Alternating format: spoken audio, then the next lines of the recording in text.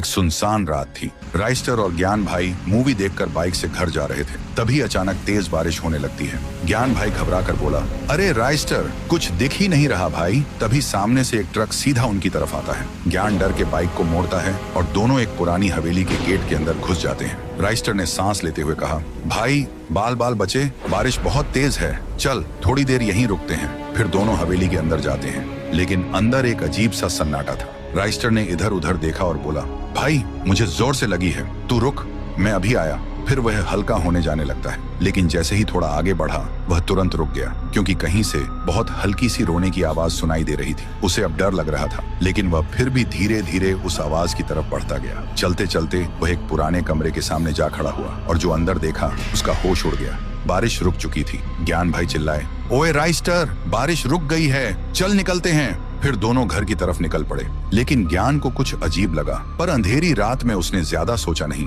अगली सुबह गांव में मेला लगा था, सब मस्ती में थे। तभी वहां हाथ में एक तलवार लेकर राइस्टर आया और सीधा लोगों पर टूट पड़ा। एक एक को तलवार से काट रहा था। गांव में भगदड़ मच गई, हर तरफ लोग मरे पड़े थे। उधर ज्ञान भाई न्यूज देख रहा था। राइस्टर ने गांव पर हमला कर दिया। देखते ही वह चौंक गया और तुरंत बाइक लेकर तबाही वाली जगह पहुंचा। वहां का मंजर देखकर उसकी रूह कांप गई। राइस्टर लोगों को कैद करके रखा था और लोग चीख रहे थे।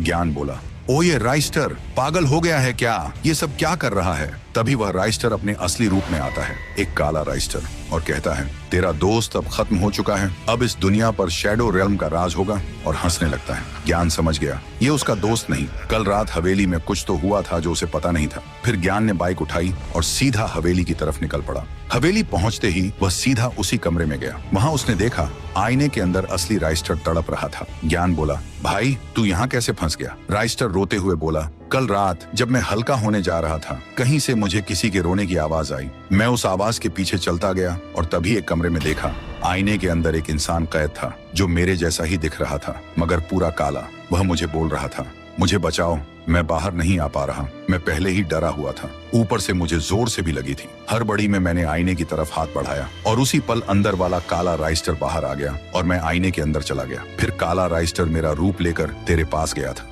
और अब मेरा शरीर काला पड़ने लग रहा है। ज्ञान भाई बोला, फिक्र मत कर भाई, मैं हूं ना। फिर ज्ञान भाई ने वहां पड़ी लोहे की रॉड उठाई और पूरी ताकत से आईने पर वार किया।